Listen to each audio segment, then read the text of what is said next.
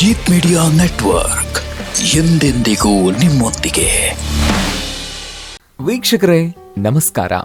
Jeet media network YouTube ವಾಹಿನಿಯ ವಿಶೇಷ video ನೋಡೋದಕ್ಕೆ ನಿಮಗೆಲ್ಲ ಸ್ವಾಗತ. 1 ಲೋಟ ನೀರು ತಗೊಂಡು ಈ ಉಪಾಯ ಮಾಡಿ.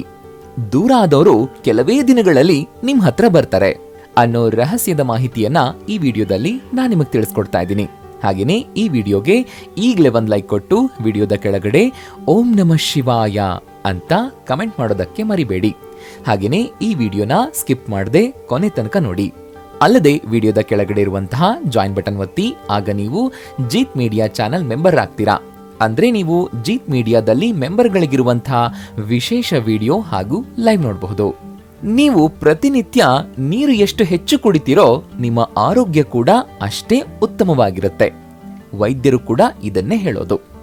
ಆದ್ರೆ ಈಗ ನಾವು ಇದೇ 1 ಲೋಟ ನೀರನ್ನ ಇಟ್ಕೊಂಡು ಜೀವನದಲ್ಲಿರುವಂತಹ ಕೆಲ ಸಮಸ್ಯೆಗಳನ್ನ ಶಾಶ್ವತವಾಗಿ ಹೇಗೆ ನಿರ್ನಾಮ ಮಾಡಬಹುದು ಅಂತ ಹೇಳ್ತಾ ಇದೀವಿ.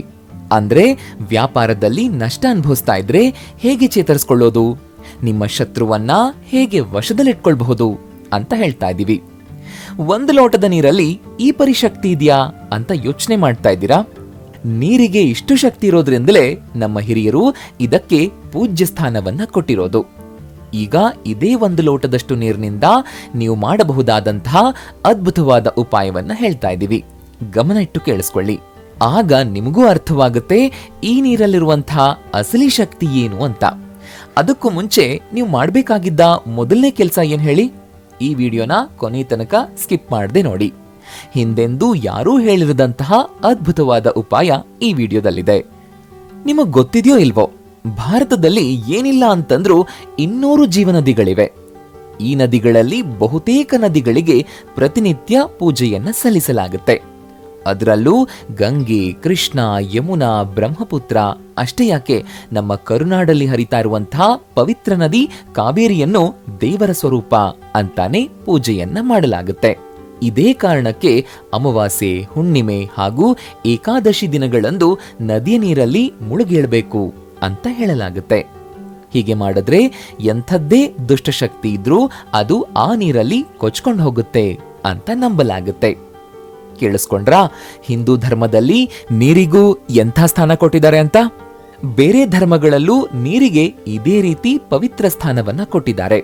ಅಂದ್ರೆ ಹಿಂದೂಗಳ ಪಾಲಿಗೆ ಹೇಗೆ ಗಂಗೆಯೋ ಅದೇ ರೀತಿ ಇಸ್ಲಾಂ ಧರ್ಮ ಪಾಲಿಸೋರ್ಗೆ ಹಜ್ನಲ್ಲಿ ಸಿಗೋ ಜಂಜಂ ನೀರು ಕೂಡ ಪವಿತ್ರ ನೀರಾಗಿದೆ. ಇನ್ನು ಕ್ರೈಸ್ತರು ಕೂಡ ನೀರಿಗೆ ಪವಿತ್ರ ಸ್ಥಾನವನ್ನ ಕೊಟ್ಟಿದ್ದು, ಪ್ರತಿ ಬಾರಿ ಪ್ರಾರ್ಥನೆ ಸಲ್ಲಿಸಿದ ಮೇಲೆ ಎಲ್ಲರ ಮೇಲೆ ನೀರನ್ನ ಸಿಂಪಡಿಸುವ ಪದ್ಧತಿಯನ್ನ ಇಟ್ಕೊಂಡಿದ್ದಾರೆ. ಅಂಥ ಪವಿತ್ರವಾದ ನೀರನ್ನ ಇಟ್ಕೊಂಡು ಹೇಳುವ ಈ ಸುಲಭವಾದ ಉಪಾಯವನ್ನ ನೀವು ಮನೆಯಲ್ಲೇ ಮಾಡಿ ನೋಡಿ. ಇದರಿಂದ ನಿಮ್ಮ ಸಮಸ್ಯೆಗೆ ಪರಿಹಾರ ಸಿಗೋದು ಗ್ಯಾರಂಟಿ. ವೀಕ್ಷಕರೇ, ನೀರಿಗೆ ಸಂಬಂಧಪಟ್ಟ ಇನ್ನೊಂದು ಮುಖ್ಯವಾದ ವಿಷಯವನ್ನ ನಿಮ್ಗೆ ಹೇಳಲೇಬೇಕು. ಈ ನೀರಿದೆಯಲ್ವಾ, ಇದು ನಮ್ಮ ಭಾವನೆಗಳನ್ನ ಕಂಟ್ರೋಲ್ ಮಾಡುತ್ತೆ. ಯಾರಾದ್ರೂ ಅಳ್ತಾ ಇದ್ರೆ ಅವರಿಗೆ 1 ಲೋಟ ನೀರು ಕೊಟ್ಟು ನೋಡಿ. ಅದನ್ನ ಕುಡಿದ ತಕ್ಷಣ ಅವರು ಸಮಾಧಾನ ಆಗ್ಬಿಡ್ತಾರೆ. ಹಾಗೇನೆ ಯಾರಾದ್ರೂ ಜೋರಾಗಿ ಕೂಗಾಡ್ತಾ ಇದ್ರೆ ಅವರಿಗೂ ಕುಡಿಯೋಕೆ ನೀರ್ ಕೊಡಿ. 2 ಗುಟುಕ್ ನೀರು ಅವರನ್ನ ರಿಲ್ಯಾಕ್ಸ್ ಮಾಡ್ಬಿಡುತ್ತೆ. ಹೀಗೆ ನೀರಿನ ಶಕ್ತಿಯನ್ನ ನೋಡ್ತಾ ಹೋದ್ರೆ ಹೇಳೋದು ತುಂಬಾನೇ ಇದೆ.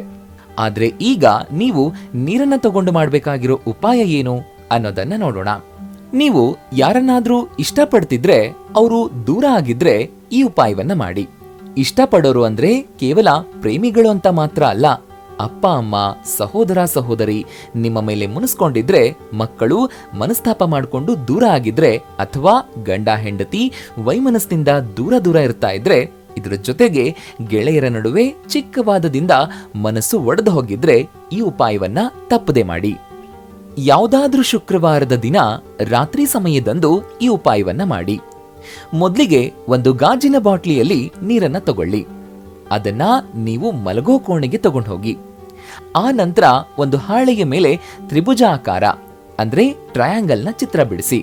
ಇದು ಕೇಸರಿ ಬಣ್ಣದ ಪೆನ್, ಇಲ್ಲ ಅಂತಂದ್ರೆ ಹನುಮಾನ್ ಮಂದಿರದಲ್ಲಿ ಬಳಸುವಂತಹ ಸಿಂಧೂರಕ್ಕೆ ತುಪ್ಪ ಸೇರಿಸಿ ಚಿತ್ರವನ್ನ ಬಿಡಿಸ್ಕೊಳ್ಳಿ. ಆ ನಂತರ ಆ ಟ್ರಯಾಂಗಲ್ ನ ಮಧ್ಯಭಾಗದಲ್ಲಿ ಕೆಂಪು ಬಣ್ಣದ ಪೆನ್ನಿಂದ ಇಲ್ಲ ಕುಂಕುಮದಿಂದ ಕ್ಲೀನ್ ಅಂತ ಬರೀರಿ. ಈಗ ಆ ಹಾಳೆಯನ್ನ ಮಡಚಿ ಆ ಬಾಟಲಿಯ ನೀರಲ್ಲಿ ಹಾಕಿ ಮುಚ್ಚಿಟ್ಬಿಡಿ. ಕೊನೆಗೆ ಮಲಗೋ ಕೋಣೆಯ ಉತ್ತರ ಭಾಗದಲ್ಲಿ ಆ ನೀರಿನ ಬಾಟಲಿಯನ್ನ ಯಾರಿಗೂ ಕಾಣದ ಹಾಗೆ ಇಡಬೇಕು. ಹೀಗೆ ಇಟ್ಟ ಬಾಟಲಿಯನ್ನ 11 ದಿನಗಳ ಕಾಲ ಅಪ್ಪಿತಪ್ಪಿಯೂ ಮುಟ್ಟಬಾರದು. 11 ದಿನಗಳ ನಂತರ ಆ ಬಾಟಲಿಯನ್ನ ತಗೊಂಡು 7 ಬಾರಿ ನಿವಾಳಿಸ್ಕೊಂಡು ಆ ಬಾಟಲಿಯ ನೀರನ್ನ ಯಾವುದಾದ್ರೂ ಗಿಡದ ಕೆಳಗಡೆ ಹಾಕ್ಬಿಡಿ. ಇದೇ ರೀತಿ ನೀವು 7 ಬಾರಿ ಮಾಡಬೇಕು. ಸಾಧ್ಯ ಆದಲ್ಲಿ ನೀವು ಯಾರನ್ನ ನಿಮ್ಮ ಹತ್ರ ಇರಬೇಕು ಅಂತ ಬಯಸ್ತಾ ಇದ್ದೀರೋ ಅವರ ಕೋಣೆಯಲ್ಲೇ ಈ ಉಪಾಯವನ್ನ ಮಾಡಿದ್ರೆ ಉತ್ತಮ. ಅದು ಸಾಧ್ಯವಾಗದೇ ಇದ್ರೆ ಅವರ ಫೋಟೋವನ್ನ ತಗೊಂಡು ಆ ನೀರು ತುಂಬಿದ ಬಾಟಲಿಯ ಕೆಳಗಡೆ ಇಟ್ಟರು ಕೂಡ ಸಾಕು. ಇನ್ನೊಂದು ಉಪಾಯ ದುಡ್ಡೇ ಇಲ್ಲದೆ ಕಂಗಾಲಾದವ್ರಿಗೆ. ಈ ಉಪಾಯಕ್ಕಾಗಿ ಯಾವುದಾದ್ರೂ ಪವಿತ್ರ ನದಿಯ ನೀರನ್ನ ತಗೊಳ್ಳಿ. ಅದನ್ನ ಪಾತ್ರೆಯಲ್ಲಿ ಇಲ್ಲ ಗಾಜಿನ ಬಾಟ್ಲಿಯಲ್ಲಿ ತಗೊಂಡ್ರೂ ಪರವಾಗಿಲ್ಲ. ಆ ನೀರಲ್ಲಿ ವಜ್ರದಂತೆ ಹೊಳೆಯುವ ಹರಳನ್ನ ಹಾಕಿ. ಮಾರುಕಟ್ಟೆಯಲ್ಲಿ ಅದು 2 ಅಥವಾ 3 ರೂಪಾಯಿಗೆ ಸಿಗುತ್ತೆ. ಇಷ್ಟು ಮಾಡಿದ ನಂತರ ಗಂಧವನ್ನ ಚೆನ್ನಾಗಿ ತೇಯ್ಕೊಂಡು ಆ ಬಾಟಲಿ ಇಲ್ಲ ಪಾತ್ರೆಗೆ ಹಚ್ಚಿಬಿಡಿ. ಇಷ್ಟೆಲ್ಲ ಮಾಡಿದ ನಂತರ ಈಗ ಆ ನೀರನ್ನ 2 ಕೈಗಳಲ್ಲಿ ಹಿಡ್ಕೊಂಡು ನಿಮ್ಮ ದೇವರ ಕೋಣೆಯಲ್ಲಿ ನಿಂತ್ಕೊಳ್ಳಿ. ಈಗ ನೀವು ಶ್ರದ್ಧೆಯಿಂದ ಜೋರಾಗಿ ಓಂ ಅಂತ ಹೇಳಿ. ಹೀಗೆ ಹೇಳುವಾಗ ಕೈಯಲ್ಲಿ ಜಪಮಾಲೆಯನ್ನ ಹಿಡ್ಕೊಂಡು 108 ಬಾರಿ ಹೇಳಬೇಕು. ಆ ನಂತರ ಆ ಜಪಮಾಲೆಯನ್ನ ತಗೊಂಡು ಅದೇ ಬಾಟಲಿಯೊಳಗೆ ಇಲ್ಲ ನೀರು ತುಂಬಿದ ಪಾತ್ರೆಯೊಳಗಡೆ ಹಾಕ್ಬಿಡಿ. ಅದು ಸಾಧ್ಯವಾಗದೇ ಇದ್ದಲ್ಲಿ ಆ ಬಾಟಲಿಗೇನೆ ಆ ಜಪಮಾಲೆಯನ್ನ ಸುತ್ತಿದ್ರೂ ಸಾಕು. ಈ ಬಾಟಲಿಗೆ ನೀವು ಪ್ರತಿನಿತ್ಯ ಬೆಳಿಗ್ಗೆಯ ಬೆಳಕನ್ನ ತೋರಿಸ್ಬೇಕು. ಹೀಗೆ ಮಾಡೋದ್ರಿಂದ ನಿಮ್ಮ ರಾಶಿಯಲ್ಲಿರುವ ಶುಕ್ರನು ಜಾಗೃತನಾಗ್ತಾನೆ. ಇದರಿಂದ ನೀವು ಯಾವುದೇ ಕೆಲಸ ಮಾಡಿದ್ರೂ ಅದರಿಂದ ಲಾಭ ಸಿಗ್ತಾ ಹೋಗುತ್ತೆ. ಈ ಉಪಾಯವನ್ನ ಏನಿಲ್ಲ ಅಂತಂದ್ರೂ 7 ದಿನಗಳವರೆಗೆ ಮಾಡಬೇಕು.